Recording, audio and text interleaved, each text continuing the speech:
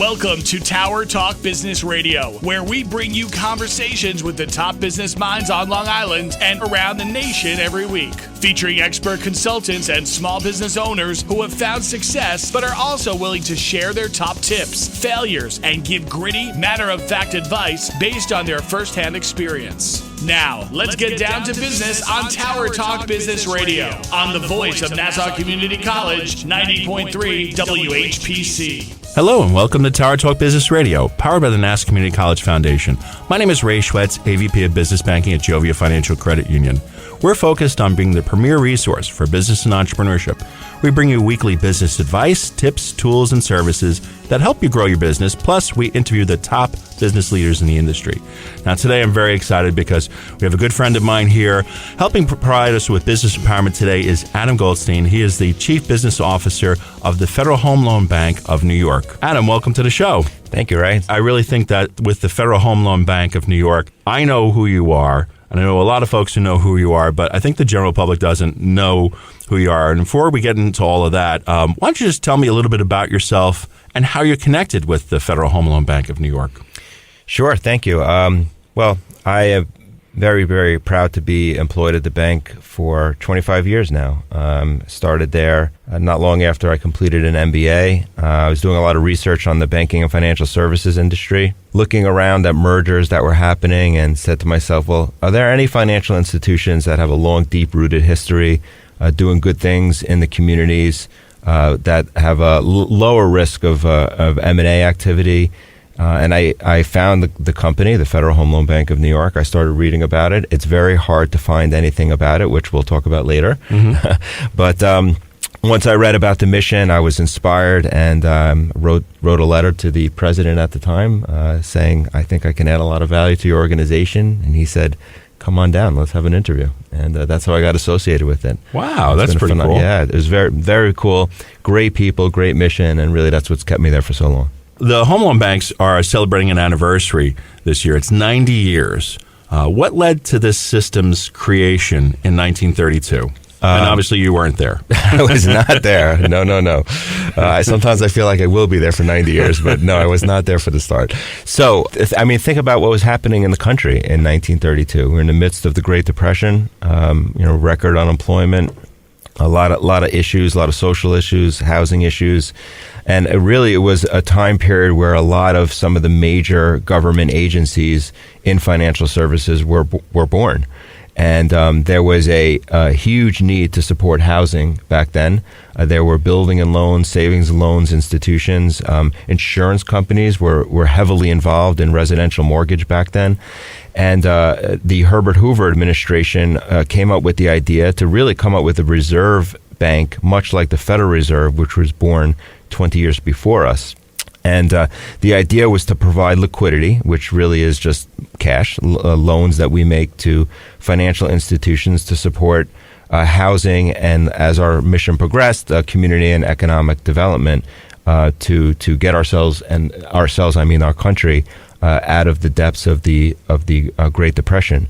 And ironically, we'll talk about what we do today and what we're going to be doing in the future.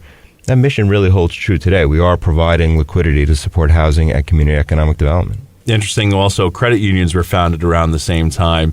For example, the credit union I work for, Jovia Financial Credit Union, was founded in 1938. So very similar.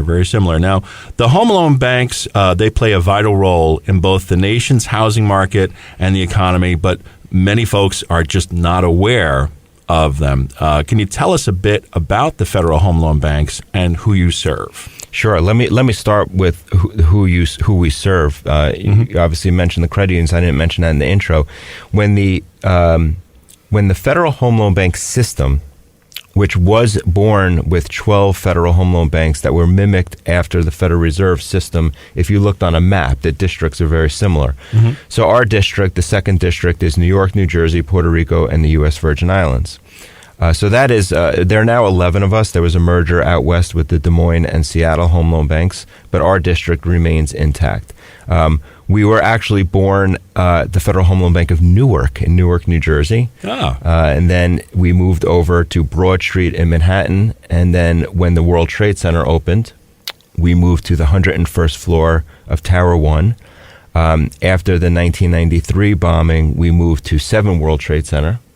And then obviously after 9/11, we didn't lose anybody in our company or in the building in general, and 7 World Trade.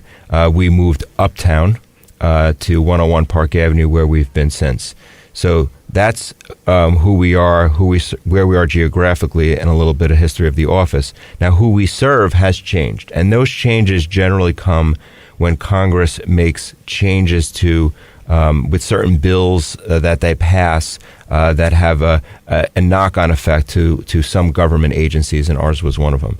A good example that is meaningful to you, Ray, obviously is 1989 during the FIREA legislation, where commercial banks and credit unions were allowed to join the Federal Home Loan Bank system. And then there were 2 waves, the commercial banks, and then shortly behind them, the credit unions that joined. There was a very fine gentleman that works at the Federal Home Loan Bank, Angel Santos, and we ended up hiring him as a credit union expert because the growth in the credit union sector just became so amazing. And I mean that in such a positive way, because it was a new member class with quite an interesting service to their community that's right in line with the mission of what we do at the Federal Home Loan Bank. So that's where that growth is. So that's who we are, who we serve today: banks, thrifts, credit unions, insurance companies, housing associates, and something called CDFIs, Community Development Financial Institutions. And that was allowed after the housing crisis during the Housing Economic Recovery Act. Again, when there's usually change in legislation, that creates some opportunities for furthering the mission of the Federal Home Loan Bank system and allowing a broader set of member classes into the co-op. Now that does mean a lot to me. Obviously, I'm a credit union advocate, being who I am and who I work for, and it's interesting also that it was during the housing crisis and everything that I wound up moving my career over to the credit union because of that growth. That growth just continued to happen. Now, so you touched on it a little bit, but how has the system evolved and why is it relevant now? Well, one of the other aspects of the system, I get this question all the time. I would 25 years, every time I'm with my family, whatever holiday meal we were at, my mother, so my father, my brother, happening. 25 years, the same question. What do you do? Who do you work for? What is that system? It's such a unique organization that you will never see an advertisement on your TV or on a radio station or something like that. We're telling our story until now, and 90 years later, here we are. Took us a while telling our story. And there's a couple of reasons for that. So one is we are what we call a cooperative. Obviously, a nomenclature that's familiar with your world. So we are owned by our member institutions, and they purchase capital stock in the cooperative. And all of the client base that I mentioned before are the actual owners. So myself as an employee, or any of you listening to this podcast, you can't go to your Schwab or Fidelity account and look up the Federal Home Loan Bank and buy capital stock. It just doesn't work like that. We're owned by our member institutions, and we are congressionally mandated to serve them to fulfill mission by supporting housing and community economic development. So, with that as kind of the foundation, how has it evolved? It has evolved by looking at how the residential lending business, multifamily, commercial real estate, all of that lending, the mortgage markets have evolved, how the capital markets and the money markets on the investment security side, how that has all evolved, and then seeing how our members are, what we call members, our clients, are adapting to each of these markets to serve their constituents, and how can we help? Now, the umbrella that sits above all of that narrative really is housing and community economic development. So we might get into what we did in the COVID crisis, so I'll hold off a little bit on that. But essentially, a macro answer to your question is umbrella, housing, community economic development, and how that adjusts decade over decade is whatever is happening in the markets, what's happening, consumer preferences, and how the credit union and banks and insurance companies are adapting to those changes. You are listening to Tower Talk Business Radio on the voice of Nassau Community College, 90.3 WHPC. I'm Ray Schwetz, and our guest today is Adam Goldstein. He's the Chief Business Officer of the Federal Home Loan Bank of New York. Now, Adam, the Federal Home Loan Banks are a mission-driven organization. What is your mission, and how has the Federal Home Loan Bank of New York had an impact? We have a lot of corporate statements, missions, visions, core values, things of that nature. But at its core, it is to be a balanced provider of liquidity in all operating environments and serve the housing needs and the business needs of the communities that our clients, meaning our members, serve in. So, that's really it at its core. But how has it had an impact for, someone on the street? Like, what would they feel as a result of the mission of the banks? Sure. I mean, I guess at the end of the day, what do people care about in their local financial institution? They care about, safety and soundness. They care about getting good rates on their deposits and high rates on their deposits and low rates on their loans, right? Exactly. So one of the ways that those institutions are able to do that is through their partnership with the Federal Home Loan Bank. Here's what I mean. Okay. So if any of you have seen the movie It's a Wonderful Life, I'm sure a lot of your listeners have. Yep. There's a very famous scene from Jimmy Stewart where he's trying to explain when there's a run on his bank, I don't have your money. Your money's in her house, and I don't have your money. Your money's in his business, and it just doesn't work like that. Yes, I have a vault, but you as a depositor put your cash here. And then I, as a bank, lend your cash out into the community for the betterment of whatever's happening out there. And I make a spread, i.e. a margin on that. So if you all come in at once, what am I going to do? I just don't have it. That's invested. So that's a good example of where the Federal Home Loan Bank comes in. Every day, we are providing cash, i.e. liquidity, to financial institutions to balance the needs of what they think will come in on a depositor that needs money on a specific day, and not to infringe on lending into the communities. Because what banks and credit unions don't do is take all the deposits and let it sit there and do nothing with it. They invest that cash. So when it comes back to that rate comment that I mentioned, we are a AAA rated and AAA by Moody's, AA plus by S&P, because S&P has the United States government at AA plus. So as an entity associated with the U.S. government, they can't have us at a higher than the sovereign. So we issue debt in the market very cheaply by harnessing that power of our AAA rating and lend it to our money cheaply. So essentially a local business that's getting a loan could go in. The bank could say, like Jimmy Stewart said, I don't really have the money right now, but if you're a good credit and you're doing something good in the community, I want to make that loan. Hey, let me call Adam at the Federal Home Loan Bank. Hey, Adam, where's your rate on this term? Here's my rate. Okay, what margin do I need to cover my costs and to make a profit? X. Okay, small business, this is the rate I can lend you. And that's how the money flows. So it is another way to look at the business is it's called a wholesale financial institution, while you, Ray, obviously are a retail financial institution. And then, of course, the customer is on the receiving end of that money. So it's quite fascinating to think about how the money flows from the global investors that are buying debt in the Federal Home Loan Bank. By the way, I should mention that the United States is the largest issuer of fixed income in the world, $30 trillion. Wow. The second largest issuer of fixed income in the world would be the Federal Home Loan Bank system. And it drops down to, let's call it $1 trillion, round numbers, which is, more than twice the size of our cousin GSE's government-sponsored entity, Fannie Mae and Freddie Mac, which, historical reference, by the way, Freddie Mac was born out of the Federal Home Loan Bank system. We provided the seed funding. They actually had desks in our office in the trade centers, and then, of course, they spun off. But anyway, so we are the second largest issuer of fixed income. So it's fascinating to watch the money flow from a global investor, a domestic investor, a money market fund, state, pensions, insurance, whatever, that actually buy our debt. We take our debt, we lend it to you, Ray. You take that money and you lend it into a small business, and that small business does something for the betterment of their community. So it's that's kind of the lineage, if you follow the money, so to speak. Yeah, I think that's great. I mean, and it really does give us kind of the scope of things, of the impact of the Federal Home Loan Bank. And I keep flashing back to that housing crisis, 15 years ago or so.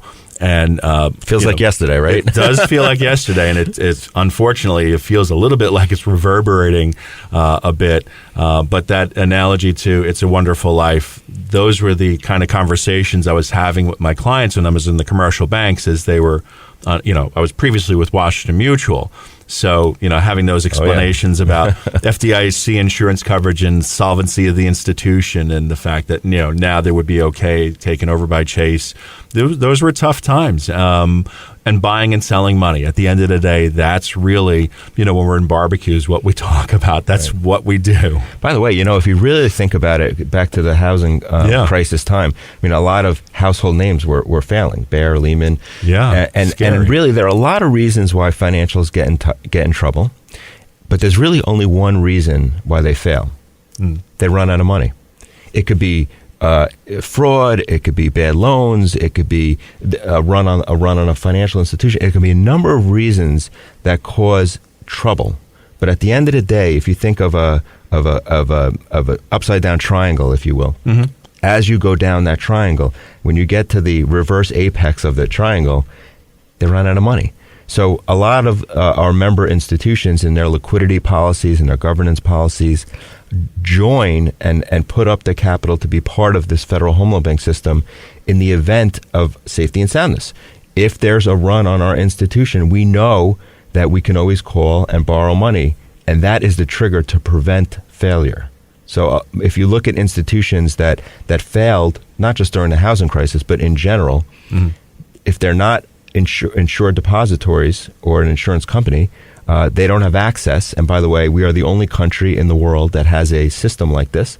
Another outgrowth of the housing crisis was meeting with different countries that said, how did the United States, bounce back? And you can argue that bounce back, that was a heck of a time. But, other countries had lots of difficult times. And then we were trying to support where we could to say, hey, if you set up a system like this, here's the utility to the financial services sector in your different countries. So it's very unique, very specialized. The American Federal Home Loan Bank system is not seen anywhere else in the world.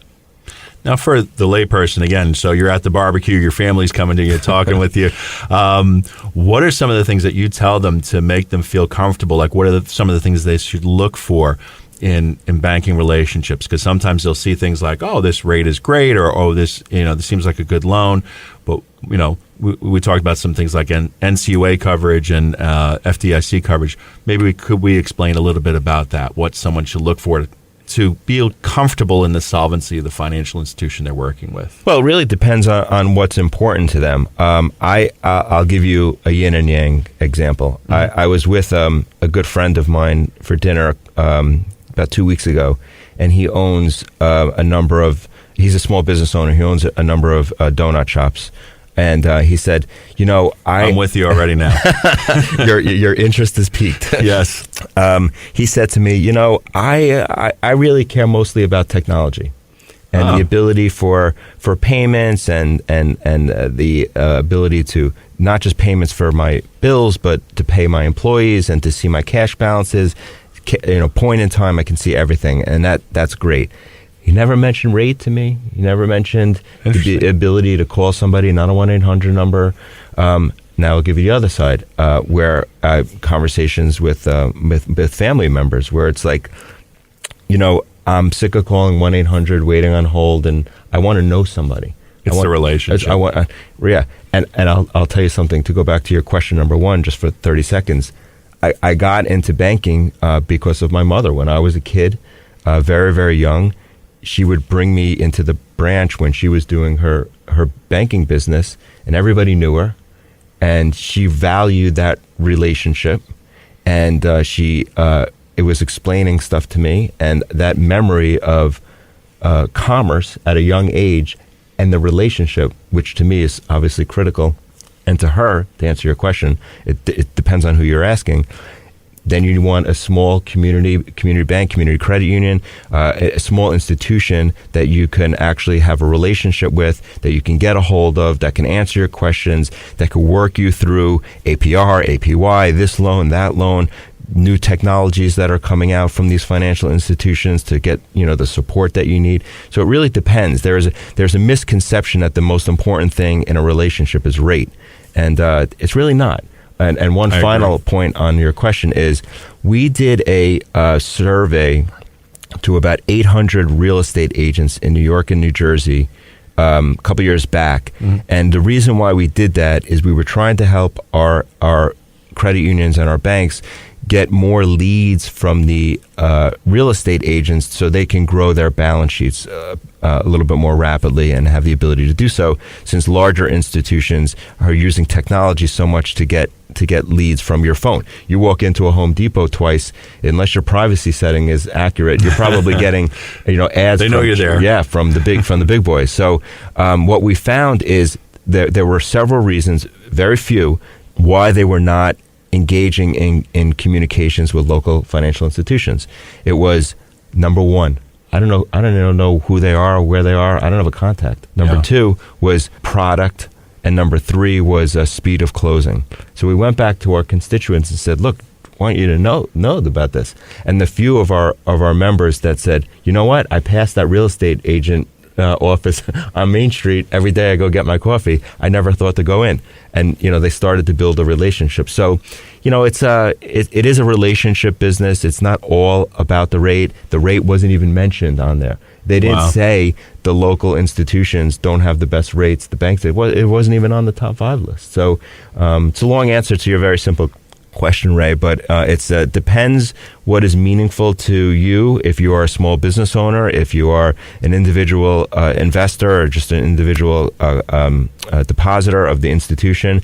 But I have found in general that being able to get a person on the phone, having a relationship, knowing what's going on in terms of offerings, and having that line of communication is critical. You are listening to Tower Talk Business Radio. Our guest today is Adam Goldstein, Chief Business Officer of the Federal Home Loan Bank of New York.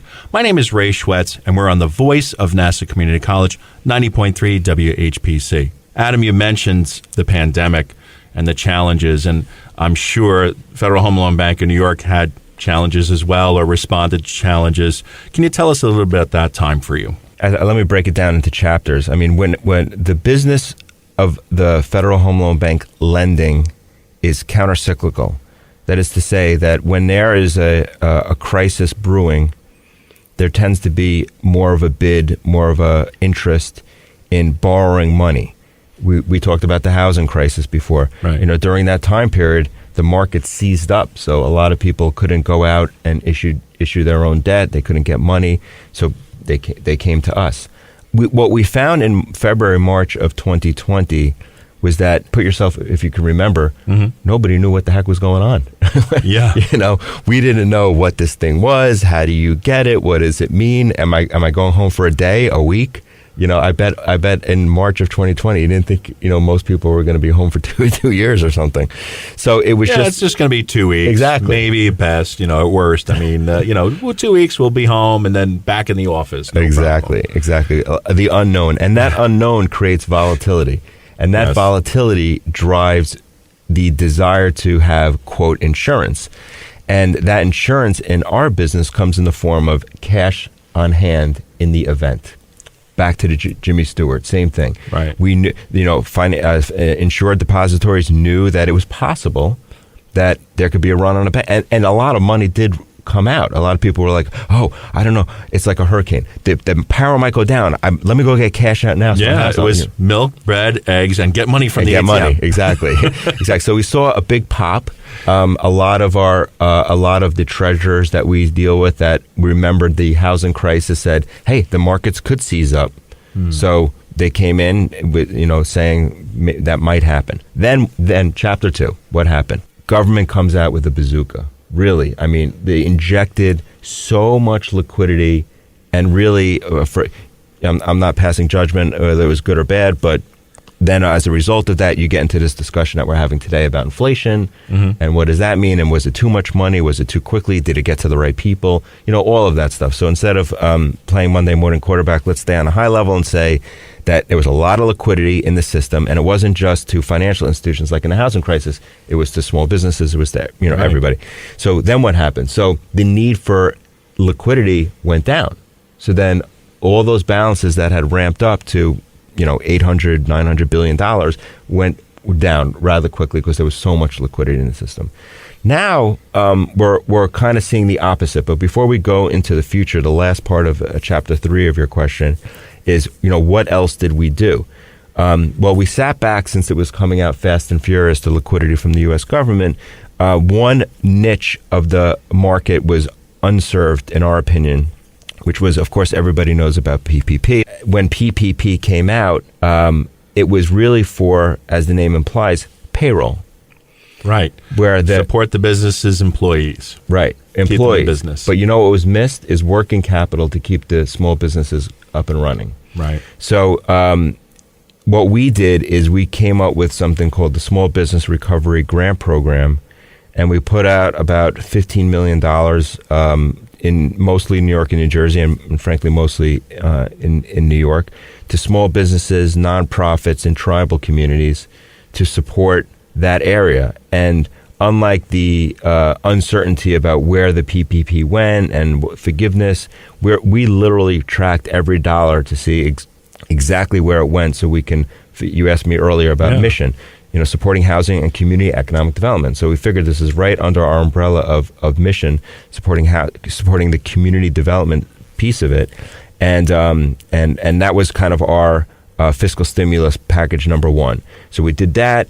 We did charitable contributions to well-known firms that were boots on the ground, that were supporting in the recovery effort, healthcare providers, things like that, to support and wherever we could. Now, I'm sure we're going to talk about the future. There are other things that we are leveraging off of that experience. But to answer your question, what we did is immediate liquidity in terms of the loans that we make to our members. Government came in with big amounts of liquidity in the system, so there was less of a need to borrow, but there was more of a need for a scalpel to the economic recovery. So we looked at small business, tribal, and nonprofits, and provided direct grants to those through our member institutions. We didn't deal, and we do not deal directly with the public.